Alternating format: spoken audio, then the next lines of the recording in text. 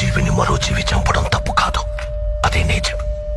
అందుకే దేవుడు ఒక జీవికి ఆహారంగా ఇంకో జీవిని సృష్టించాడు. చంపడమే తప్పైతే ఎద్దుకి కొమ్ముల్ని, పావుకి విషాన్ని, తేలికి కొంటెని ఎందుకు సృష్టించాడు? కానీ ఆ కొమ్ముల్ని, విషాన్ని మనుషులకి ఇవ్వలేదుగా. మెదడు, మనిషికి మెదడుంది కదా. బలవంతుడే బతకగలడు. బలహీనులందరూ కలిసి వాళ్ళని వాళ్ళు కాపాడుకోవడానికి చేసుకున్నదే చట్టం. జింకని చంపితే శిక్ష, మేకని చంపితే శిక్ష లేదు. జింకలు తక్కువగా ఉన్నాయి, మేకలు ఎక్కువగా ఉన్నాయి. ఎక్కువగా ఉండడం మేకల తప్ప? ఈ భూమి మీద మేకల కంటే ఎక్కువగా మనుషులున్నారు. వాళ్ళని చంపితే తప్పేంటే? భయం.